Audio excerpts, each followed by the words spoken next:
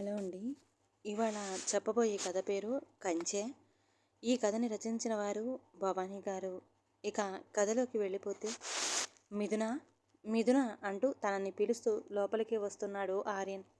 హా, ఇక్కడే ఉన్నా అంటూ నిండు గర్భిణీగా ఉన్న తను అడుగులో అడుగు వేసుకుంటూ లోపలికి వస్తూ ఆర్యన్కి ఎదురుగా వచ్చి తన చేతిలో ఉన్న సరుకులు అందుకొని ఇప్పుడే వచ్చారా అంటూ తన కొంగుతో అతడి చెమటను తుడుస్తూ అడుగుతూ ఉంది. నా సంగతి సరే కానీ నువ్వు భోజనం చేశావా? లేదు, మీరు వచ్చాక తిందామని. నీకు ఎన్నిసార్లు చెప్పాను నా కోసం చూడొద్దు అని అంటూ ఒక ప్లేట్లో భోజనం తీసుకొని వచ్చి తనకి తినిపిస్తూ, చూడు, నీకు ఇప్పుడు 8వ నెల, అంటే ఇంకో వారంలో పొద్దులు కూడా మొదలవుతాయి. ఇప్పుడు నువ్వు ఎంత ఆరోగ్యంగా ఉంటే మన బిడ్డ అంత ఆరోగ్యంగా మన ఇంటికి చేరతాడు. అర్థమయ్యిందా? కానీ నా డెలివరీ టైంలో నువ్వు నా పక్కనే ఉండాలి చెబుతున్నా. మిథున ఒక అనాథ. ఓ స్కూల్లో ప్రైవేట్ టీచర్గా పనిచేస్తుంది. ఒక ఇండిపెండెన్స్ డే రోజున స్కూల్లో జరిగే జెండా కార్యక్రమానికి హాజరైన ఆర్యన్ తనకి దేశ పట్ల ఉన్న గౌరవాన్ని చూసి ఇష్టపడి తన ఇంట్లో వారిని ఒప్పించి తనని పెళ్లి చేసుకున్నాడు ఆర్యన్. ఆర్యన్ ఒక ఇండియన్ ఆర్మీ జవాన్. ఇప్పుడు సెలవుల మీద ఇంటికి వచ్చాడు. ఉంటాను మిథున, నీకు రేపు సీమంతం కదా, అందుకోసమే ఇవన్నీ తీసుకొని వచ్చాను. అమ్మ, అక్క వాళ్ళు మిగిలినవి తీసుకొని రావడానికి వెనకే ఉన్నారు. కొద్దిసేపటికి వస్తారు. నువ్వు తిని రెస్ట్ తీసుకో అంటున్న ఆర్యన్ ఫోన్కి వచ్చిన నోటిఫికేషన్ సౌండ్ విని అది చూసి పక్కన పెట్టి మిథునకి కడుపు నిండా భోజనం తినిపించి తన చేతి వాష్ చేసుకొని వచ్చి తను కింద మోకాళ్ళ మీద మిథునకి ఎదురుగా కూర్చున్నాడు. మిథున కడుపు మీద చేతితో స్పర్శిస్తూ చిన్నగా ముద్దు పెట్టుకుని మిథున కళ్ళల్లోకి చూశాడు. ఏమైందండి? ఏమీ లేదు అనుకుంటూనే మిథునని చూస్తూ లేచి నిలబడి పక్కనే ఉన్న వస్తువులో నుండి గాజులు తీస్తూ తన చేతికి వేశాడు. కుంకుమ తీసి మిథున పాపెటిలో నుదుటి మీద పెడుతూ అక్కడే చిన్నగా ముద్దు పెట్టి తన ముందు కూర్చున్నాడు. తనని చూస్తూ, ఎప్పుడు వెళ్ళాలి? ఇప్పుడే, అర్జెంటట. సరే, జాగ్రత్త మరి అంటున్న మిథున మాటలకి తనని చూస్తూ, వెళ్ళిరానా? మీకు మాకన్నా ముందు మీ కర్తవ్యం ముఖ్యమని నాకు తెలుసు. ఇండియన్ ఆర్మీ జవాన్గా అంటున్న మిథున మాటకి నవ్వుకుంటూ వెళ్ళి తన లగేజ్ ప్యాక్ చేసుకున్నాడు ఆర్యన్. అమ్మ వాళ్ళకి నేను అర్థమయ్యేలా చెబుతాను. సరే, నీ ఆరోగ్యం నేను జాగ్రత్తగా చూసుకుంటాను. మీరు అక్కడ జాగ్రత్తగా ఉండండి. తప్పకుండా అంటున్న ఆర్యన్కి కుంకుమ బొట్టు పెడుతూ, వీర సైనికుడిగా మీరు మన దేశం కోసం మీ ప్రాణాలు సైతం పణంగా పెడుతున్నారు. వెళ్ళిరండి, నేను చూసుకుంటాను మన కుటుంబాన్ని, మనకి పుట్టబోయే బిడ్డను అంటూ తన కడుపు మీద చేతిని పెట్టుకుని చెబుతున్న మిథున మాటకి తనకి అపురూపంగా చూసుకొని బార్డర్ పైన అయ్యాడు ఆర్యన్. యుద్ధాలు పెద్ద ఎత్తున జరుగుతున్నాయి. మీరా మేమా అన్నట్టు ఉన్న భారత్ పాక్ యుద్ధంలో ఎందరో సైనికులు వీరమరణం పొందుతున్న మిగిలిన వారు అలుపు లేకుండా పోరాటం కొనసాగిస్తున్నారు. దేశ అధ్యక్షుల చర్చల వల్ల కొంత యుద్ధాలు ఆగిన, ఎప్పుడు ఎటు నుండి దేశం మీద దాడి జరుగుతుందో అని ఇరు దేశాల సరిహద్దుల్లో కాపలా బలగాలు గట్టి బందోబస్తు మధ్య ఇరువురు వారి దేశానికి కాపలా కాస్తున్నారు. రాత్రి సమయం 12 దాటింది. ఆర్యన్ తనకి పంపించిన మిథున సీమంతం ఫోటో చూస్తూ ఉంటే తన పక్కనే మరో 2 జవాన్లు చుట్టూ చూస్తూ ఉన్నారు.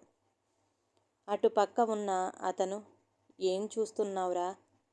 మీతో మాట్లాడటానికి మీ భాష నేర్చుకున్నా. మీ దేశానికి కాపలా కాయ ముందు ఏదో ఒకరోజు మీ దేశం మీద అణుబాంబు వేసి సర్వనాశనం చెయ్యపోతే అంటున్న అతని మాటలకి పిలికిడి బిగించాడు ఆర్యన్.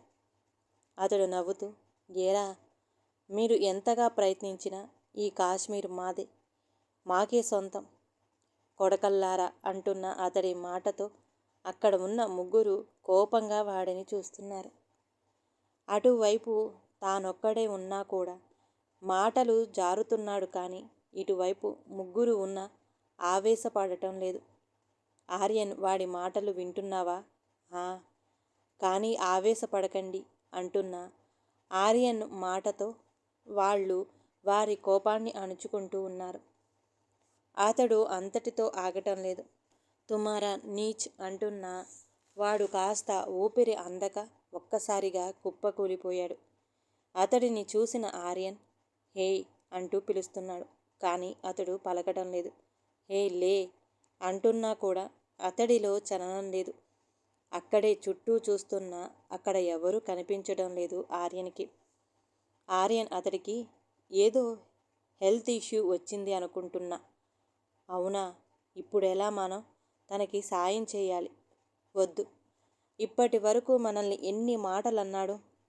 పోనీ వాడిని అంటున్న వారిని కోపంగా చూస్తూ ఆర్యన్ అటువైపు వెళ్ళడానికి ప్రయత్నం మొదలుపెట్టాడు. ఆర్యన్, నీకేమైనా పిచ్చా? ఏం చేస్తున్నావు? నేను అతన్ని కాపాడాలి అంటూ ఇరు దేశ సరిహద్దుల్లో ఉన్న కంచెని చూశాడు. కానీ అవి చాలా అంటే చాలా పకడ్బందీగా నిర్మించబడి ఉన్నాయి. కానీ ఆర్యన్కి ఇప్పుడు తన ముందున్న లక్ష్యం మాత్రమే కనిపిస్తుంది. ఆర్యన్, రిస్క్ తీసుకోకు, పోతే పోయాడు.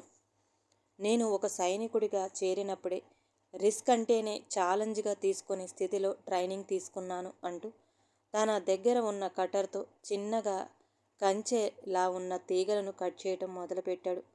ఆర్యన్ వాళ్ళు ఉన్న ప్రదేశం దేశ సరిహద్దులకి దూరంగా ఉండేసరికి సిగ్నల్స్ కూడా సరిగ్గా పనిచేయడం లేదు అక్కడ. ఆర్యన్ అప్పటికే వాటిని కట్ చేస్తూ అందులో నుండి వెడుతుంటే తన శరీరాన్ని ఆ తీగలు గాయపరుస్తున్నా తన పని ఆపడం లేదు.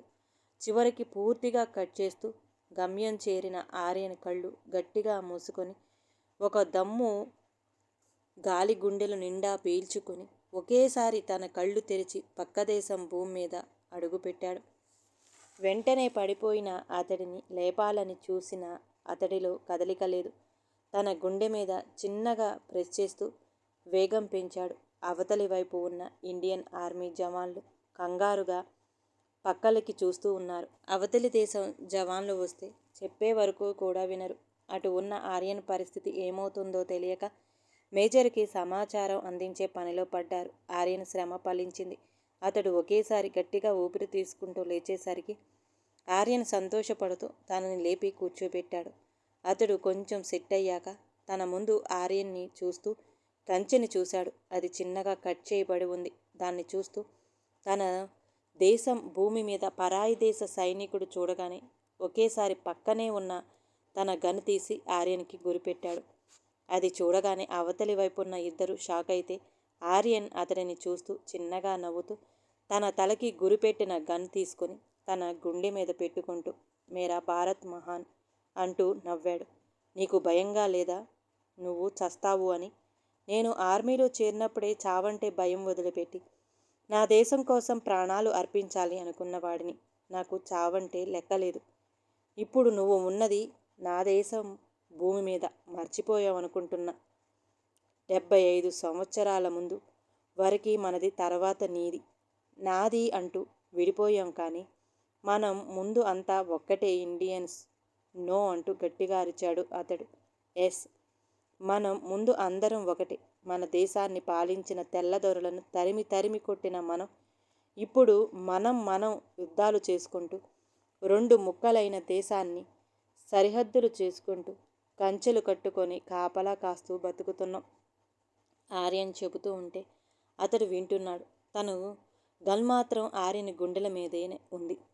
ఇక్కడ మన దేశ సరిహద్దుల్లో కాపలా కాస్తూ ఉంటే అక్కడ దేశంలో మతాలు కులాల పిచ్చితో రాజకీయాలు చేస్తూ విభజించి పాలించే రాజకీయాలు తయారయ్యాయి. 75 సంవత్సరాల ముందు మనం అందరం కలిసి బ్రిటిష్ జెండాను దించి మన దేశ జెండాలను ఎగరవేశాం. కానీ ఇప్పుడు మన జెండాలు ఎగరవేసుకుంటూ మనం యుద్ధాలు చేసుకుంటూ ప్రతిరోజు దీపావళి పండగ చేసుకుంటూ సైనికులను కోల్పోతున్నాం. చరిత్రలు చెప్పుకు ఆర్యన్ అంటూ గన్ను ట్రిగర్ నొక్కబోయాడు అతడు. అయినా కూడా తన ముఖంలో భయం కనిపించలేదు అతడికి. నీకు నీ ముందు నీ మృత్యువు ఉన్న భయంగా లేదా? లేదు. నా భార్య నన్ను ఇక్కడికి పంపించింది వీర సైనికుడిగా. ఇంటికి చేరుకున్న వీర మరణం పొందిన తను సిద్ధపడే ఇక్కడికి వెళ్ళమని, నా వంతు బాధ్యత దేశ పౌరుడిగా నిర్వహించమని పంపించిన తను నా వెంట ఉండగా నాకెందుకు ప్రాణం మీద తీపి? అవునా? నువ్వు ఒక్కసారి నీ దేశాన్ని కాకుండా నా దేశం గొప్పదని చెప్పరా. నిన్ను నేను వదిలిపెడతాను అనగానే ఆర్యన్ నవ్వుతూ మేరా భారత్ మహాన్ అంటూ గట్టిగా అరుస్తూ పిడికిలి బిగించాడు. అతడు షాక్ అయ్యాడు ఆర్యన్ని చూస్తూ. తన దేశం మీద తనకి ఉన్న గౌరవాన్ని, ప్రాణాలు పోతాయి అన్నా కూడా తనలో చెక్కు చెదరని ఆత్మవిశ్వాసం చూస్తూ, నా దేశం గొప్పది, భిన్నత్వంలో ఏకత్వం కలది, హిందూ ముస్లిం బాయ్ బాయ్ అనుకుంటూ పండుగలు జరుపుకుంటాము. నా దేశంలో ఉన్న ప్రతి ఒక్కరికి రాజ్యాంగ హక్కులు ఉన్నాయి. మరి మీ దేశంలో అంటూ చివరిగా ప్రశ్నించాడు ఆర్యన్ అతడిని. అతడి దగ్గర వాటికి సమాధానాలు లేక ఆర్యన్ గుండెల మీద ఉన్న గన్ ట్రిగర్ నొక్కాలని ఎంతగా ప్రయత్నించినా అతడు ఆ పని చెయ్యలేకపోతున్నాడు. నా దేశ సంస్కారం నాకు ఆపదలో ఉన్న శత్రువుని కూడా కాపాడాలని చెప్పింది. నీ దేశ సంస్కారం నీకు ఏమని చెప్పిందో అదే చెయ్యి అంటూ ఆర్యన్ అతడు చూస్తుండగానే కంచెను దాటి మళ్ళీ ఇండియా నేల మీద అడుగుపెట్టాడు. నా దేశం నన్ను శత్రువుని నాశనం చేయాలని చెప్పింది, కానీ ఇప్పుడు నువ్వు చెప్పిన నీ దేశ సంస్కారం నాకు నీలా ఆలోచించమని చెప్పింది అంటూ అతడు చెప్పగానే కంచెకి అటువైపు ఇటువైపు ఇరు దేశాల జెండాలు ఎగురుతున్నాయి. గాలిలో ఒక్కసారిగా సెల్యూట్ చేశారు వారు.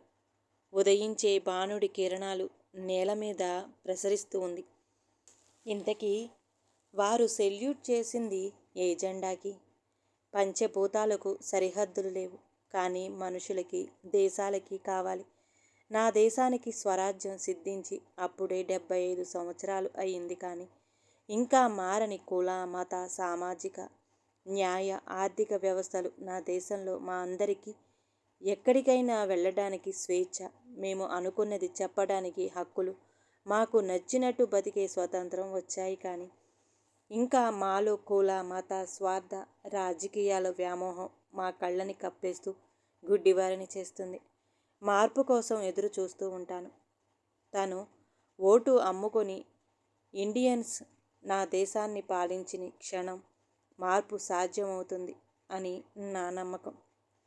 ఈ కథ కనుక నచ్చితే ప్లీజ్ అండి లైక్ చేయండి. అలాగే ఛానల్ని సబ్స్క్రైబ్ చేసుకోవటం మాత్రం మర్చిపోమాకండి. మీ విలువైన అభిప్రాయాన్ని కామెంట్ బాక్స్లో కామెంట్ చేయండి. అందరికీ ధన్యవాదాలండి.